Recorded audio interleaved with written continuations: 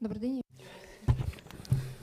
afternoon. I want to thank everybody who joins us. My name is Oleh Pokalchuk, and it's my pleasure to welcome you at Ukraine Media Center today. Today is day 978 of the full-scale invasion of our homeland by Russian aggressor, and today we will be discussing an important topic. The topic of our today's conversation is psychological resilience, addressing the challenges of war. That's the topic that is being increasingly discussed in the media.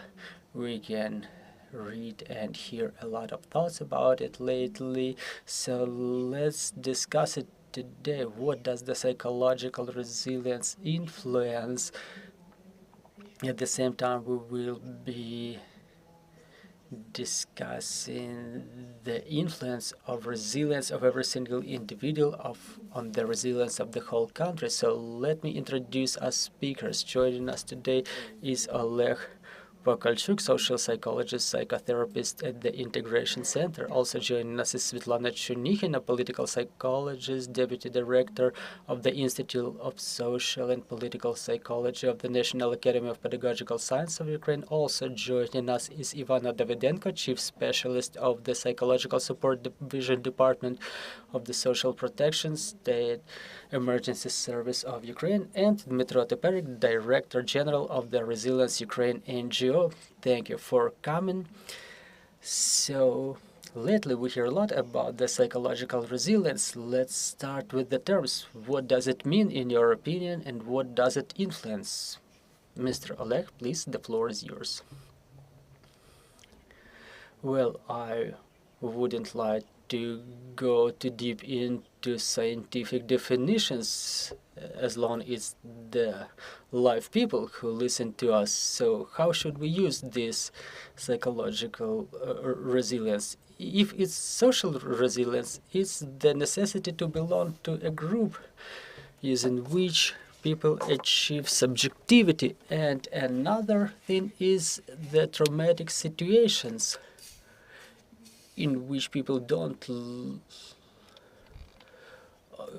lose their normal condition, and it breaks down into psychological and depressive resilience. So again, this definition is politicized and it doesn't describe anything specific. I would like our conversation to be practical, because the search for recipes for psychological resilience is in searching for solutions of psychological resilience. What breaks people down? We have three key sociological things. First, it's the Ministry of Health of Ukraine, who said that within the last 9 months, the number of applications has grown thrice. Applications to the psychologists, psychiatrists. Then another figure is the study of the Institute of Psychology. There was a scale that was saying that the joint experience of some sorrow, some bad situation unites people, and another was a survey by Opora that included interconfessional conflicts, but again, it describes the situation generally in such a way that no matter how much we talk about the resilience, the objective reality is such that this level of resilience is lowering. Mr. Oleh, thank you very much. So, Ms. Svitlana, how can this individual resilience grow into social resilience? Well, I was thinking we're only going to exchange the vision of what we're talking today, but now we're going deep into detail. So basically, what I vest in this notion of psychological resilience, well, there is a phrase: some things that don't kill us make us stronger. So the resilience is made up of three things. First, don't let yourself get killed in the face of difficult situations. Then Nietzsche jumps right away to something that makes us stronger, but in reality we have to renew after the damage that was inflicted on us. It's a three-stage process: adapt, renew, and get stronger, something that is called post-traumatic growth. Well, individual resilience, should we proceed to it right away? Well, probably let's proceed to it later. Maybe Miss Ivanna may add something. Well, good afternoon, everybody. There's a lot of things to discuss, and through the prism of my vision as extreme psychologist, I work in different hot points where there is something bad happening and we need to help people, and this edge of resilience is sometimes blurred because people have different levels of resilience to somebody not reacting to some emotional component or is already a resilience, and for another one the resilience means renewing after some traumatic situation, and both options are right. And there is resilience when both components work efficiently and correctly. But again, in the view of our experience, we also have guidelines we work based on, and all of our rescuers should be resilient, because imagine if one of the rescuers is not resilient, the rescue operation may fail. So again, it's important to work with every single rescuer, with every single person who is not a rescuer either, to make sure that people, first of all, are able to help themselves, and then to be in the society, to be in an environment, to be able to support others. Thank you. Well, thank you very much. Resilient is actually a very practical approach and practical concept. Of course, we as organization here, Resilient Ukraine, have a task to facilitate and moderate professional dialogue between practitioners, psychologists and rescuers, and policy and decision makers. Because those who are in the field, of course, they know all the peculiarities of practical resilience, psychological resilience, but then somehow it should be transformed into conceptual framework, because otherwise policies don't work. So policies need to be based on conceptual framework, and that's our task, to decode, if you like, what psychological resilience is. So for us, we see it as resilience at individual level, which is shaped by a sense of danger, shaped by different parameters and characteristics of hope, morale, but also its threat perceptions, and its different factors. Psychologists, of course, know the best, but I mean, all the complex factors which shape psychological resilience is being measured constantly. And then what we have been doing, so we are promoting agents of resilience. Okay, the agents of resilience. Those who could actually bring resilience on local level, on the ground, in the communities, in different organizations. But then the question remains, how resilient are agents of resilience? I mean, how resilient are people at the rescue board, at DSNS? How resilient are emergency psychologists working with traumatized groups, and so on and so forth? And these are still open questions, because in European societies, obviously there have been many crises, but the war here in Ukraine, Russia's aggressions, is testing the concepts of resilience, and therefore I think our discussions like today are very important. Дякую, Дмитро. Нагадаю всім тим, хто у нас в студії. Thank you, Mr. Dmytro. Let me remind everybody on the floor that we have simultaneous interpretation in place, so please use the terminals. So let's go a little bit deeper into this topic, let's proceed to the phenomena of psychological resilience. Let's talk about its components. It's important. Do they change during the war? Do they change in those realities we live in? And then we'll talk even more.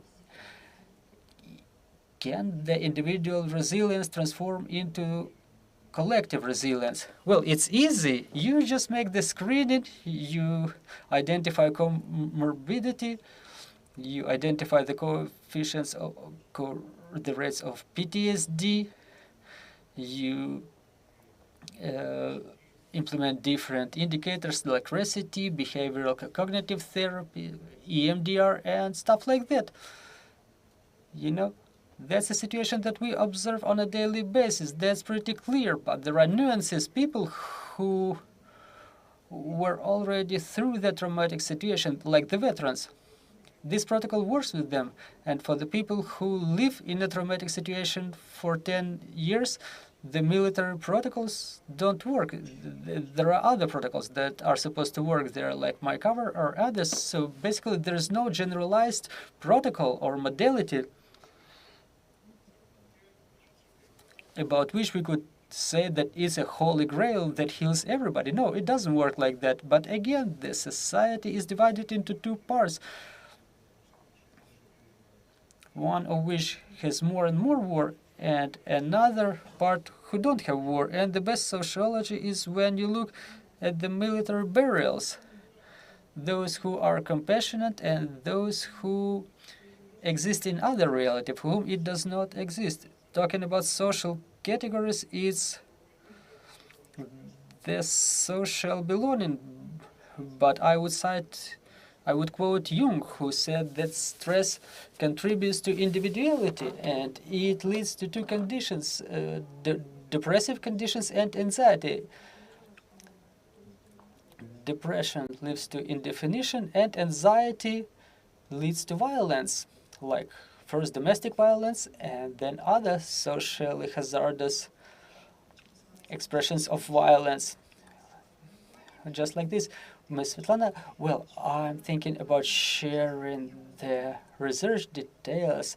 Well, talking about individual resilience, how to measure it, how to study it, the question you were asking in the very beginning, and based on what I see in our space,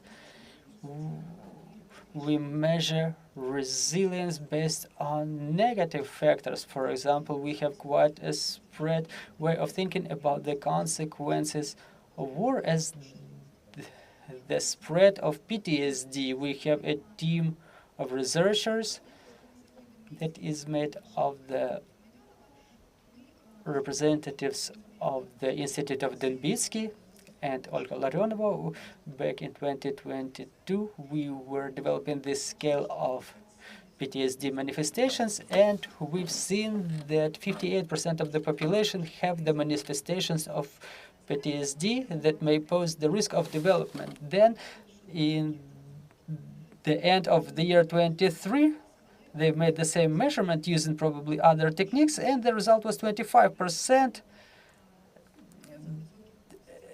including 11% who, out of those 25, who only have one symptom that can be both considered and not considered as PTSD. And what was the most interesting that they've studied is that what makes us more vulnerable to the development of PTSD and what defends us or what protects us, this is the component of resilience. What makes us more vulnerable is social isolation, poverty, and those are things that are not intuitively clear. Even the sense of threat is not a predictor of stress. Another predictor of stress is what influences us, is the social isolation, is the poverty, and what protects us,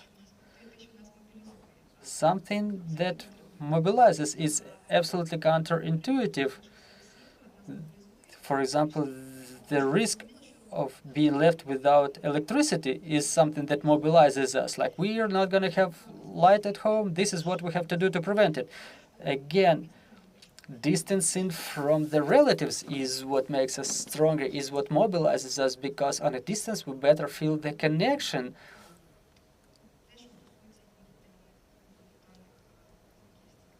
That's about the individual resilience measurement.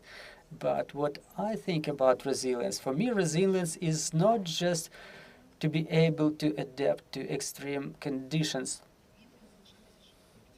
It's the ability to stay alive, not like just to function, to walk, to work, for example, but to stay alive to the extent that we're allowed to stay alive in extreme situations. Obviously, we should sense all the pain, but freezing in this condition is not a resilience. Resilience is to stay alive. This is what I'm thinking. Not only feeling alive, but also retaining the ability to plan your life, ability to continue thinking to what extent you can help others, ability to measure the risks. Not just to survive, but to live. This is what resilience is about. Mr. Svitlana, you've touched upon a very interesting topic. Can we go a little bit deeper? Do we understand it correctly? If our authorities are facing the choice whether to tell us that the winter is going to be difficult, and this knowledge only makes us stronger, makes us more united. Well, that's just the example that comes up to my mind. I understand that it can happen in any sphere of our life. Well, talking about the unity is correct, but again, it influences the trust, because lying to your population is really a bad idea always. Well, what I'm thinking about resilience, last week we were discussing a lot with the people who are IDPs, who are amputees, and they have quite interesting cliches. What is resilience in their opinion? There's a lot of food for thought, but I would like to describe something else. Now, the word resilience is very fashionable. You know, there's a lot of resilience in the media, and I frequently face situations when the population is afraid not to be resilient because they hear it from the media that we're Ukrainians, we're resilient, we're gonna stand united, we're gonna make it. And some people are ashamed to recognize that they're not resilient enough, you know, and I come across such people quite frequently. It's like a defensive mechanism of their psyche. I work a lot with the rescuers, with the military, and frequently when you come to such people, I observed that people are definitely not feeling okay, but they keep saying, like, I'm resilient, you know, they build these barriers saying, like, I am still resilient, and only after a conversation, after a second or third conversation, they can afford recognizing that, no, I'm not resilient, there's a lot of things I should continue working on. So I think it's worth spreading this idea in the societies that being not resilient is okay too. And when people ponder over their lack of resilience, it's cool, because in that case, people are going to start thinking, what is going to make me resilient? What can make me stronger? So I think this is what we are supposed to emphasize. Definitely, we have to motivate the people. We have to continue talking about us as Ukrainian people, as the resilient people. But let's let it come in smaller doses, because people cannot stay resilient 24/7. They cannot be superheroes 24/7, because there are going to be periods when these resilience levels are going to fall. We live in difficult conditions after all. Well, Ivanna, based on your experience, can you safely state that people are ready to say they are not always okay, that they are not always resilient? Probably those figures that Mr. Oleh was providing about the growth of number of applications, number of reports, maybe this is what we should emphasize. Well, I observe these positive dynamics. People have become more open, more honest, more frank. Well, I cannot safely assure you that the people started working more on themselves, but again, the number is still growing, and people start realizing their emotions, their conditions, and it humbles me as a psychologist. Well, obviously, it's too bad it's happening as a consequence of such conditions as war, but we become more psychologically literate. You know, I work on the edge of two categories of people, people wearing uniforms and civilians, and many people demonstrate more and more interest in psychology, and it's really interesting when people start thinking about themselves. How can they help themselves? They are already on this path of recovery. Components of individual resilience and some factors and predictors. So let me say that first of all, by measuring, measurement instrument, sociological instrument, of course, they are not perfect. And we are talking about sociology of war. Sociology of war has its limitations because, again, people are traumatized and people are maybe not so honest and not so sincere to answer your questions about moral or about social, economical well-being or whatever you have there. We conducted studies in 8 countries. There's a research cooperation called RESWELL. Ukraine is part of that, but also the Baltic states, Estonia, Latvia, Lithuania, Poland, Czech Republic, Slovakia, Romania, and Georgia. The first measurement was in 2022, and then the second one was 2023. And then we compared the results. And speaking about the components of individual resilience, the only country where individual resilience increased was Ukraine.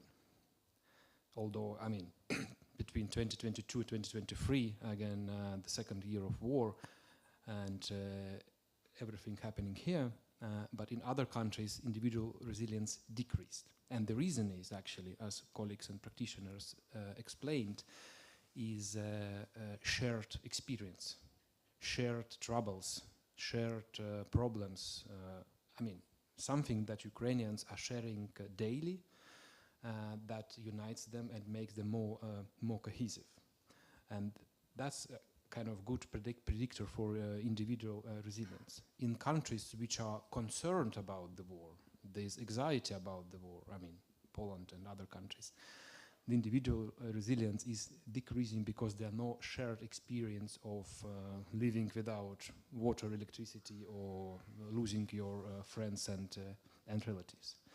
So this, shared experience, shared troubles actually is something which increase our individual resilience, as, again, for example, shared memories could also increase national identity. Why, for instance, there's no questions about national identities in the Baltic states because we have tragic shared memories of the Soviet occupation. Well, something sharing is a tragic or kind of trouble could be a good indicator of increasing individual resilience. Дякую вам. Тож, давайте поговоримо про зміцнення психологічної стійкості на... Dear friends, so let's talk about the discussion of this psychological resilience on a state level. Who should be involved in those processes? Well, when you're talking about institutional level, you mean the state. Well, I see nothing positive here due to a number of reasons. First of all, 80% of our neurons react to activation. Any message from the state is being perceived as anxious message. And again, the political life only increases this anxiety. You know, all of those political actors, they represent the authorities. And as a military psychologist, I can tell you on the bottom level, it works like with the sergeants. We teach the people to cope with the situations, to provide the psychological first aid when the unit commander enjoys the trust of their subordinates. That's already the pledge of the psychological resilience, you know, and it works on the government level as well. When people have trust in their government, they already become more psychologically resilient. We have kind of issues with this right now. That's why the efforts of the government to optimize the mental health of the population, they are okay. I mean, the command of the medical forces who work in the Ministry of Defense, they're sorting out the situation, but the situation is shifting to more to the psychiatry sector than psychology. Well, the state tries to do something, but they cannot catch up with the negative dynamics. But don't you have a feeling that we've learned to work better on individual level, but we cannot catch up with institutional level? Well, at the individual level, everything seems to be fine. There's a lot of reports, but I see my colleagues growing in their field skills, in their field qualification. You know, they read books, but the people... those people, they already can write the books. And like Dmytro was saying, I don't want to share this experience with anybody. I'm not sure it can help anybody. We can teach somebody something new because the Europeans, they have different optics of perception. We have a high level of traumatization and re-traumatization because the stress teaches the people how to be more resilient and more flexible. It's not about the post-traumatic growth because people already get through those problems. You know, people experience losses and they learn how to live with those losses. But when people are afraid of the loss, that's way, way worse. Well, talking about the institutional level, I'm not familiar with it. I'm not a pro, but I can talk a little bit about the collective levels. If at the individual level it's more or less clear why and how to work with whom work on those resilience issues, we don't have such answers on a collective level. Talking about the social consciousness, we see some paradoxical things. This condition is stable. The year 23 was difficult. The things were bad in the front lines. The things were bad in the society.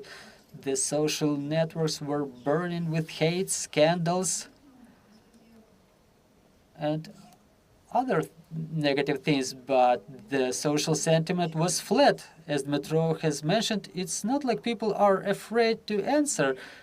That too, but not necessarily only that. Our society reacts to the stress of war, to the tragedy of war, by the way it reacts to different other situations, complicated situations. You know, the public sentiment surveys, they have some concepts that don't change. The social concepts don't change, and at the individual level, there are things happening to us that we cannot master as the society, and this is where this institutional weakness is demonstrated. We have no institutions that manages the conflicts. For example, there's another story that create rifts or don't create rifts. I don't like the word rift. We don't have it. We had two visions in our society of what Ukraine should look like, but there is no such rift anymore. But we have a lot of conflicts we have to do something about, and we have no answers about what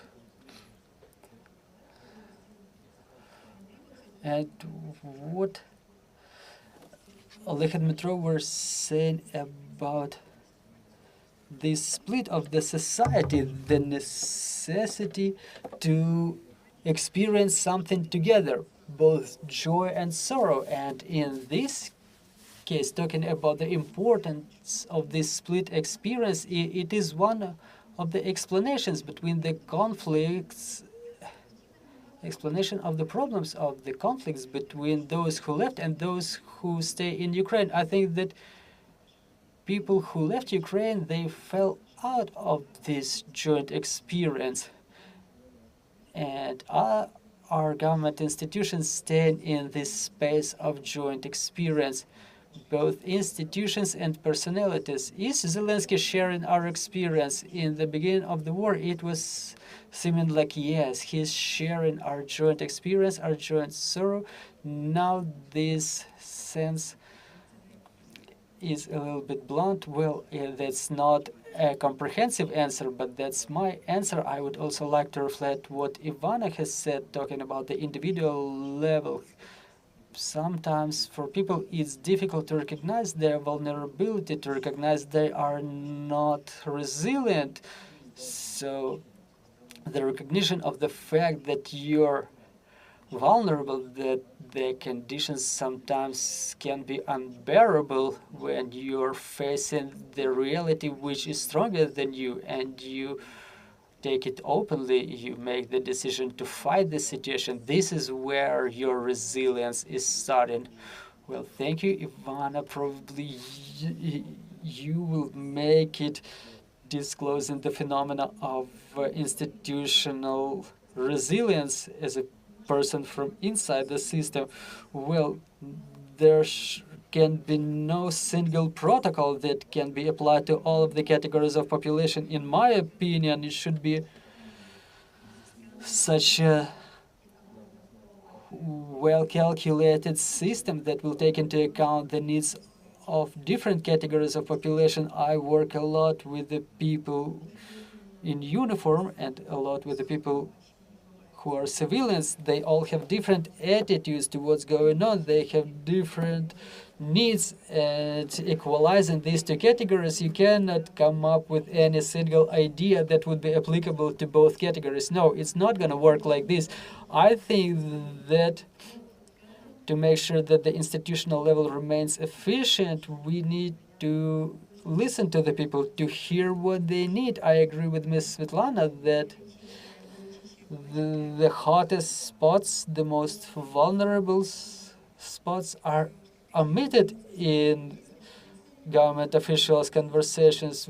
They only try to communicate this message that we're going to make it through, we're resilient, we're Ukrainians, we stand united, but they never mention what really hurts, something that divides us into different camps. And again, for me, it's another problem that people divide into these groups, and like, this is our group, this is what we think, this is how we live. So here's us, and here's others who think different. So there is no tolerance that someone may act different, someone may think different, but that doesn't necessarily mean that they're bad. So what am I trying to say? We're all different.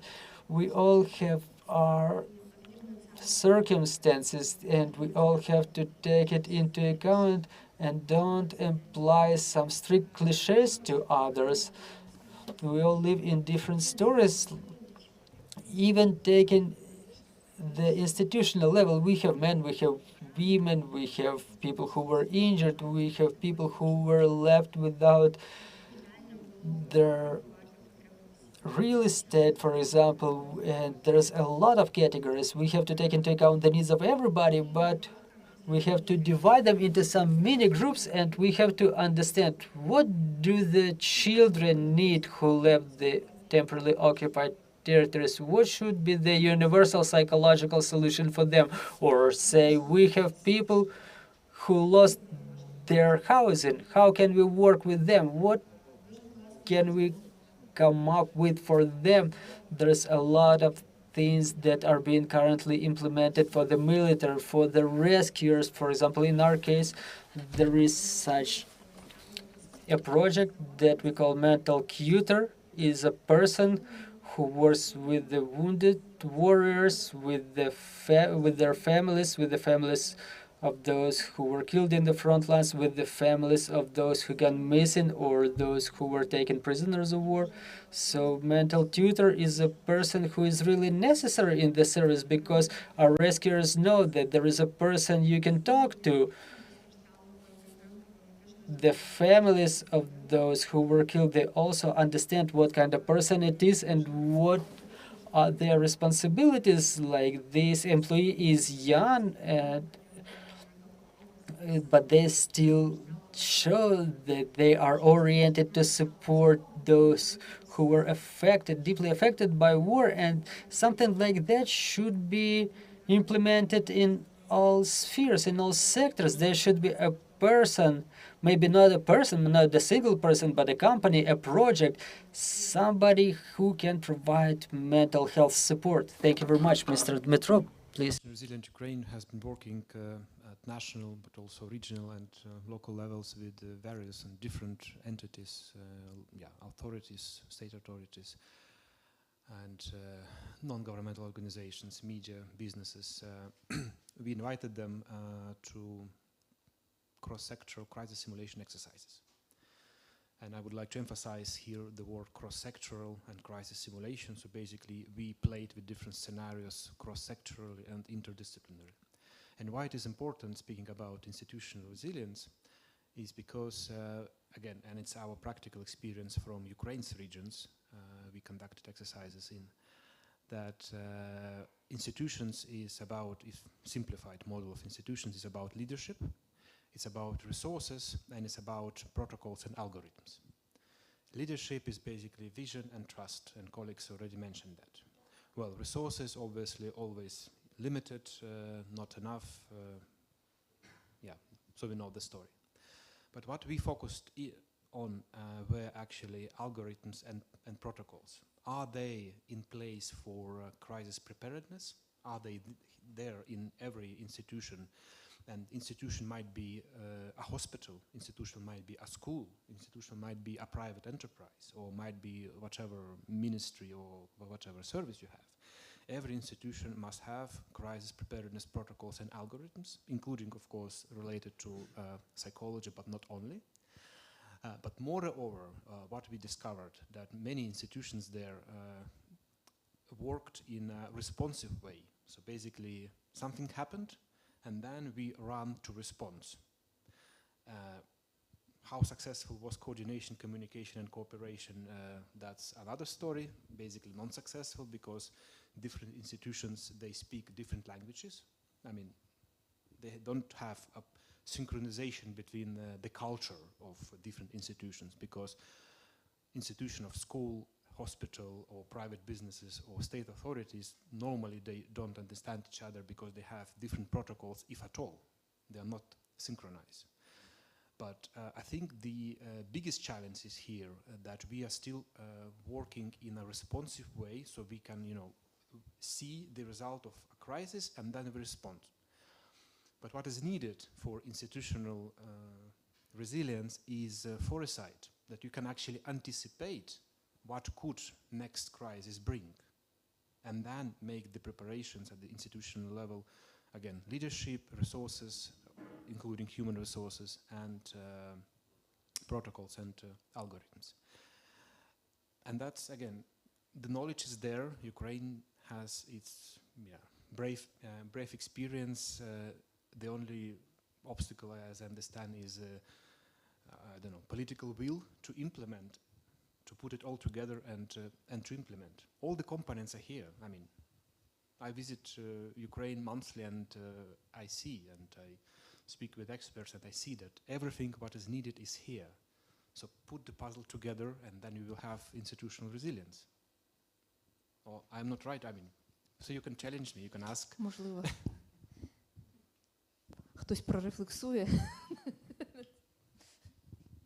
I think we can see the result of crisis because we are in the crisis. To be continued. Тому дійсно That's why really those conclusions. You know that there is a traumatic situation. When everybody got through, then there is a stabilization period, and then post-traumatic period. Well, it's a framework thing. We have a little bit different situation. You know, when we were discussing COVID was a stress factor that stimulated obsessive-compulsive disorder. Now, in this situation, it stimulates different paranoid, depressive sentiment, schizoatypic conditions. So talking about institutionalization from the point of view of the military, there's no discussions in the military, you know, unfortunately. But the situation is such that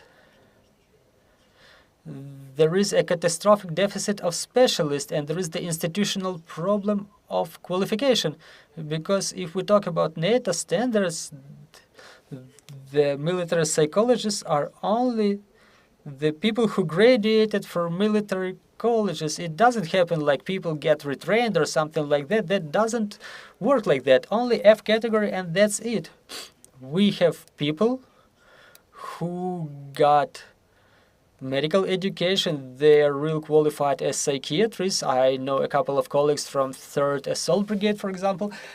But what we're facing is when different people are being documented as psychologists, and there is such a problem that how can we qualify those people? Who are they?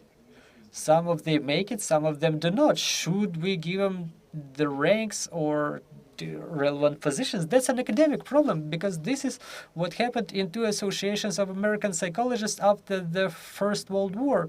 They were fighting until the World War II, and then it kind of cooled them down a little bit. It's a time for everybody to cool down and to find some common ground, found consensus. For example, to prepare, I don't know, like psychological felshers, somebody who can provide psychological first aid. This is a must-have in current situation. Thank you very much, dear friends. Do we have any questions on the floor? If you do, please let us know, and we are going to get you involved in this conversation. Mr. Lorenzo? Thank you. My name is Lorenzo Cremonesi from the Italian daily Corriere della Sera from Milano. And I thank you very much. I found it an incredibly interesting subject. I really appreciate the sentence by Dr. Oleh just a few seconds ago, when he said we are in a catastrophic situation in terms of specialists.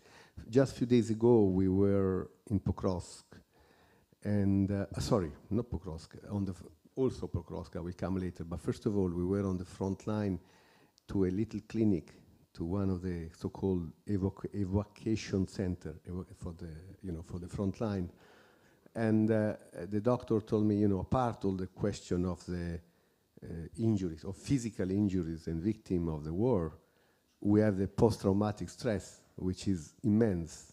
We have an immense problem of people who are soldiers who are traumatically injured, and they are not cured. They don't come back. This question of the people who don't present themselves after the end of the period of being home, etc. A few days ago, we were in Pokrovsk talking with people who stay there, and they simply say, we are depressed. We went back, we evacuate the city as we were asked. We were in the west and in Lviv or in Kiev or in Dmytro, but nobody assisted us. There was no real help. We are poor, we don't have money. And they went back. They're ready to die for. I spoke, really, I can say I've been on the front line on and off since the beginning of the war. I would say that in the last year there is a catastrophic situation morally in the country. I mean, you can say whatever you want about the resilience. Yes, it was at the beginning, but not now. There's a big problem. There's a moral problem. So what are you going to do about this? It is a problem of population and a problem of soldiers. All the question of the draft law, of the new law for the soldier, it came too late. There is a mistrust among soldiers to the institution, to the government. So someone just now said that one of the way to cure depression is to trust the army, to trust the public authorities, and it's not working now. So I feel this is a major problem. The problem of divorce, we don't know about. People, family which left, women who are not coming back. Soldiers tell you openly, my wife betrayed me. She left and she's not coming back.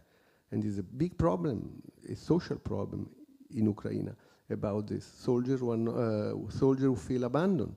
And they before they wouldn't talk with the foreign journalists in this way. And now they talk about this problem openly. And also I have a final question. There was a philosophy at the beginning of the war which everybody say was a good idea. To have normal life, when you go to Odessa, Kiev, Dmytro, you feel that after all the war is far away. The war is not here. But then when you talk with the soldier now, they often speak about corruption. How come we are here now suffering? And then when we go back, it's like the war never take place. Women are out, etc. So do you think that this idea to have a total normalization in the big cities and such a big distress, the difference between the two situations, is it helping the soldier or not? At the beginning, people told me yes, but now maybe not. Corruption is one of the subjects which is very much in the discourse. Sorry. Thank you. Thank you.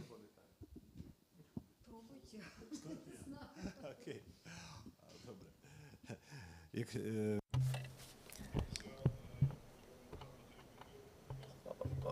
As Mr. Lubomir Huzar was saying, the only problem of Ukraine is moral degradation, and the rest of the problems are derivative. Well, why I'm mentioning this? You've touched upon the topic of corruption and political influences.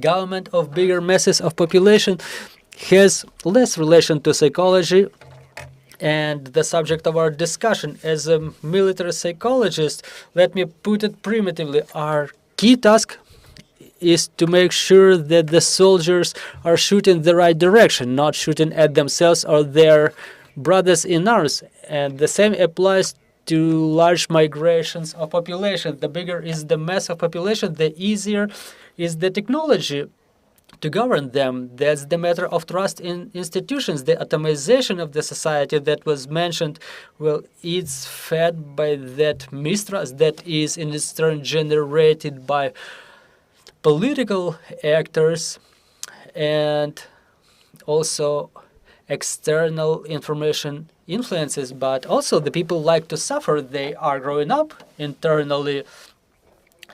But since it's such artificial switch, it can be switched easier if you don't think too much about this. So any spin doctor, any political technologist, any social engineer knows that the more people there are, the easier it is to make some psychological triangulation, to segregate the non-formal leaders, to provide some inputs, and development of such a project takes 3 days the most, but it's not a matter of clinical, practical psychology. Maybe Svitlana? Well, the question was so holistic that I will probably respond to what the colleague has asked.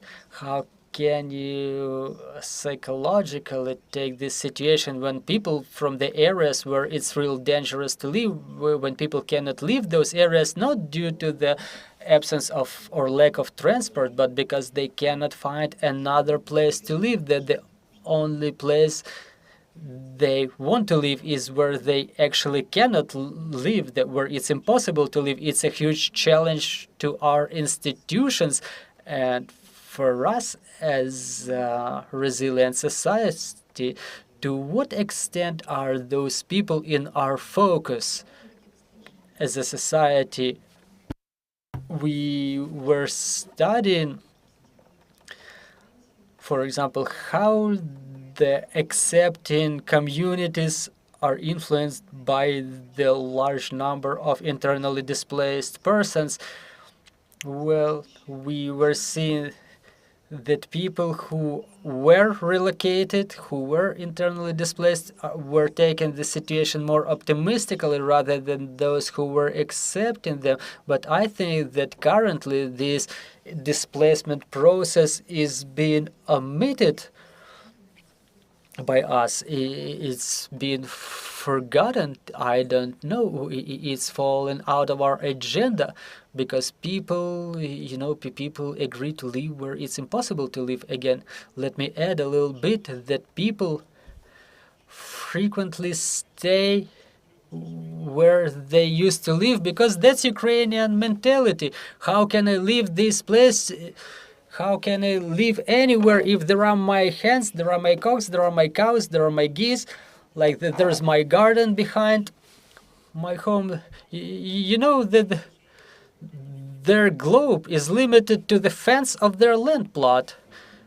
They were offered to leave a number of times, but again, it's about communication. Like, you leave now and we'll see what's gonna happen. And people don't really have a lot of trust in such words. Again, this fear of being relocated makes them stay where they are. But again, they cannot accuse themselves of staying in these conditions, and they become very eloquent speakers. Well, better than anybody around. Described through the prism of security. And what you are describing is basically social consequences of the war, of the aggression, right? And I think what we are seeing now is basically blind zones and blind zones of attention. So many good keywords already mentioned. It's the consequences of cognitive warfare against Ukraine. I think we are talking about, kinetic war more than we are thinking about cognitive warfare against Ukraine or against even Europe and other countries. Because cognitive warfare produce actually blind zones of attention on different social problems, social groups. And the only reason, the only instrument how you respond to cognitive warfare is cognitive security. It's about social health. Social health is about connections and networks, and it's basically increasing social capital and increasing social welfare. So what you oppose to cognitive warfare, you introduce the concept of social welfare. And that's actually is a challenge to decision makers and politicians here. It's not just about ammunition and not just about weapons and not just about defending the territories. Armies are good enough to defend the territories. What armies don't, they don't defend human beings. There's a huge difference between defending the territory or liberating the territory or defending the people, including their minds. And that's a huge challenge to Western militaries as well, that we are not there working with the concept of cognitive warfare. And that's exactly the symptoms you are describing and seeing at the front line.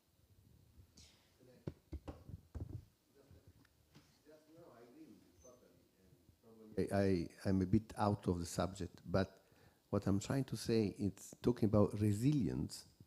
I feel that the resilience that I found globally in the society, apart the people who escaped, who were a lot, but went abroad, but and maybe more wanted to leave, and they were stopped. But what I'm trying to say is that this resilience with whom you are talking about now, I found it, and now is much less. That's what I say. Я хочу трошки нас спробувати. Well, I would like to finalize it by bringing us more to the practical dimension rather than something theoretical. Well, I would like to ask you to ask you for some advice how to train this psychological resilience skill, some protocols, some practical advice, what are we all supposed to do? Well, you know, it's like healthy eating recommendations. Everybody knows about healthy food, but everybody keeps eating whatever they think is more tasty. Well, first thing is use less social networks. They are absolute evil. And they grow increasingly toxic. They are part of this cognitive war, absolutely. As a specialist, I can confirm it.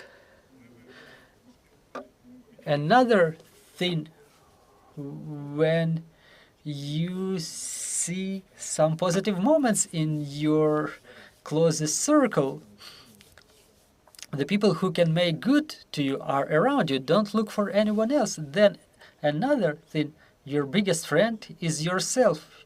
You're born with yourself, so ask yourself for help before addressing someone else. Your personal identity is way more resilient than you can surmise, because Ukrainian culture is such that the majority of the folk songs start with oh, oh, and then goes some cry. Well, we understand it's a social game, it's a part of our culture, so switch this option off. You can switch it off, definitely.